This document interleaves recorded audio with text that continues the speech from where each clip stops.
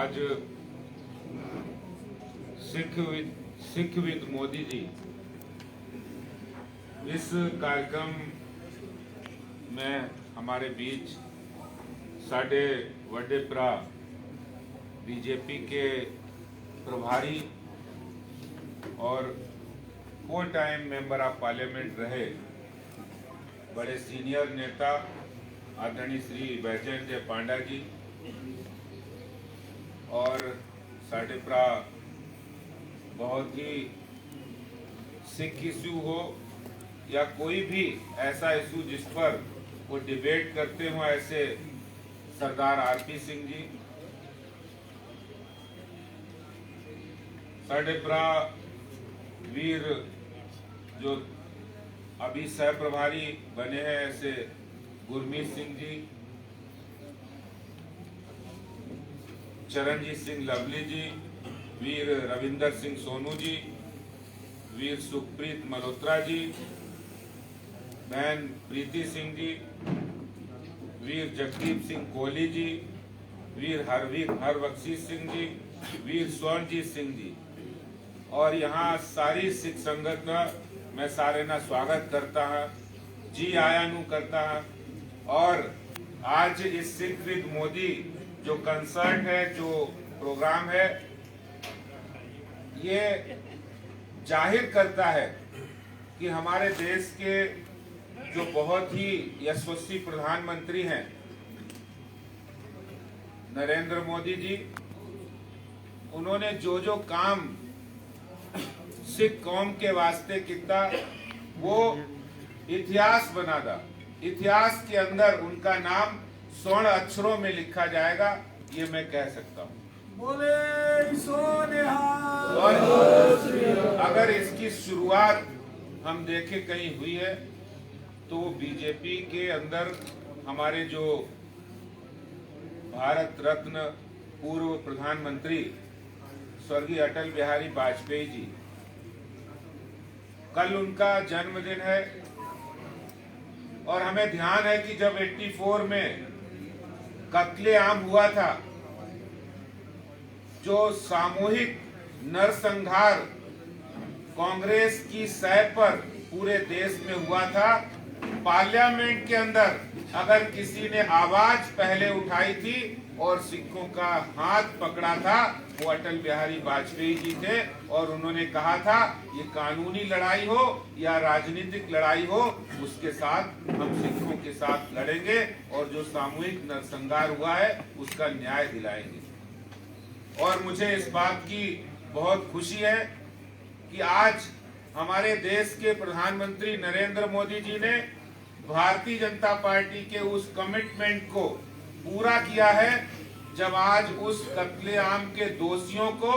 Jail की सलाखों के अंदर कुछ लोग चले गए हैं, जो बड़े बड़े मछली थे वो चले गए हैं और बहुत सारे लोग जाने वाले हैं। पार्टी में जिस तरह से प्रधानमंत्री जी ने सिख कौम के वास्ते, सिख धर्म के वास्ते जो बहुत पुराने काम अटके हुए थे उनको किया है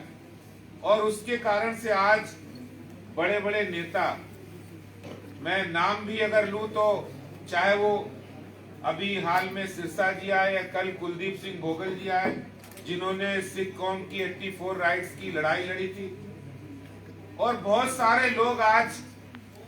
सिख कौम के मोदी जी के प्रति उनका जो प्रेम है, क्योंकि मोदी जी सिखों के प्रति प्रेम दिखाया है और वो ऐसे नहीं दिखाया। इतिहास में उनका नाम दर्ज है कि जब जब हिंदुस्तान के अंदर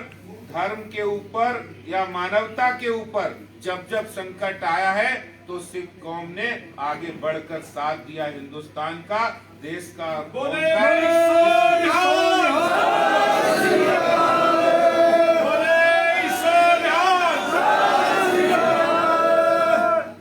अभी हाल ही में बहुत पुराना,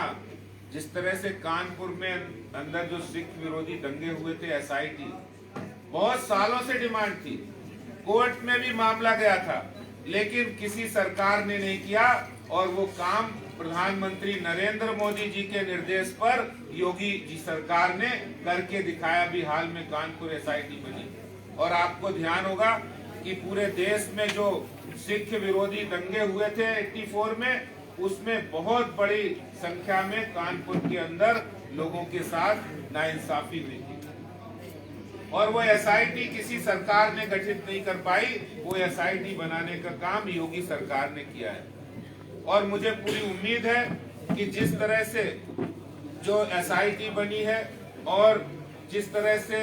उन दंगों के दोषियों को लगातार जेल के अंदर भेजने का काम चल रहा है, वो जल्दी ही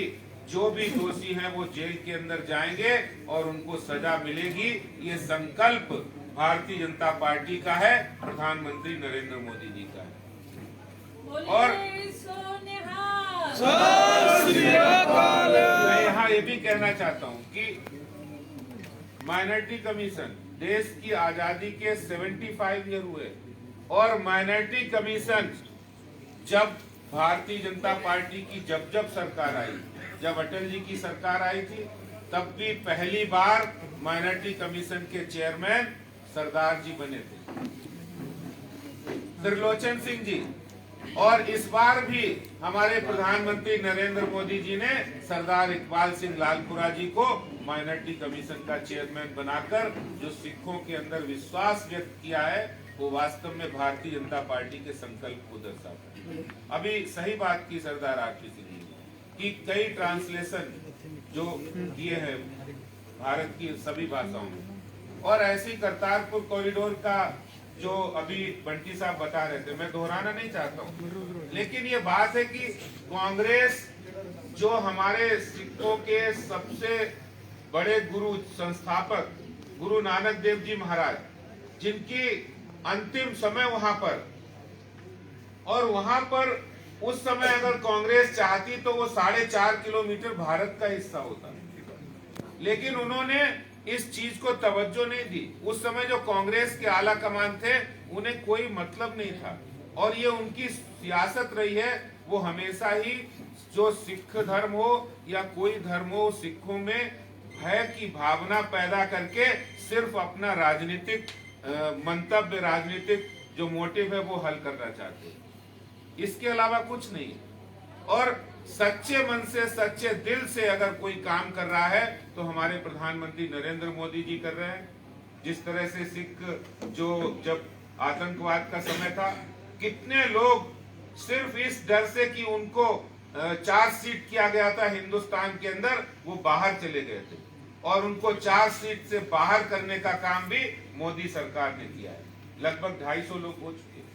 312 लोग उस चार्जशीट से बाहर हो चुके हैं, सिर्फ 2 लोग बचे हैं। ये मोदी सरकार ने ही करके दिखाया है, कांग्रेस के रिजिम में नहीं हुआ है। तो ये बहुत सारे काम ये बताते हैं कि सिर्फ राजनीति के मतलब से नहीं, सिर्फ वोट लेने के लिहाज से नहीं, वरन हमारी हिंदुस्तान की जो धार्मिक परंपरा है, जो हमारी सांस्कृतिक परंपरा है, जो हमारे संस्कार हैं, जो सेवा के संस्कार जो सिख धर्म के माध्यम से आज इंसानियत के अंदर, इंसान के अंदर, भारत के अंदर है, वो उसकी साथ भाईचारा मिलकर अगर कोई इस बात को आगे चलाने का काम कर रहा है तो वो भारतीय जनता पार्टी और प्रधानमंत्री नरेंद्र मोदी जी के नेतृत्व में हो रहा है। आज के इस कार्यक्रम के लिए मैं बंटी जी को बहुत बधाई देता हूँ कि उन्होंने दिल्ली के हर क्षेत्र के अंदर, चाहे वो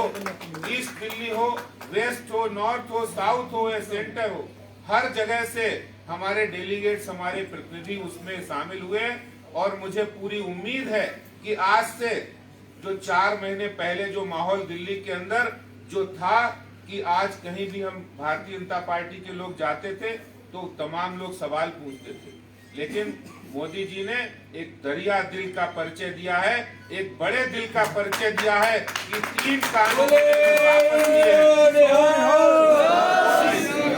वो भी गुरु पर्व पर उन्होंने उन कानूनों को वापस लिया है। और देश के किसानों को उन्होंने कहा नियत में खोट नहीं है, हो सकता है कि समझने में गलती है, इसलिए हम ये कानून वापस लेते हैं। और आज पूरा सिख समाज मोदी जी के साथ है। आपके इस कार्यक्रम के माध्यम से दिल्ली ही नहीं पूरे देश में संदेश चला गया है कि आज पूरे देश का सिख समाज, देशभक्त सिख समाज भारतीय जनता पार्टी के साथ है, प्रधानमंत्री नरेंद्र मोदी जी के साथ है। मैं आज इस भारतीय जनता पार्टी कार्यालय में आप सबका बहुत स्वागत और अभिनंदन करता हूं। बहुत बहुत धन्यवाद। जय हिंद, जय भारत, भारत माता की जय। बोले सो निहाल।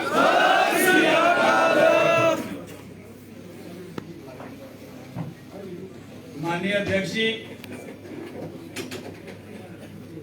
अभी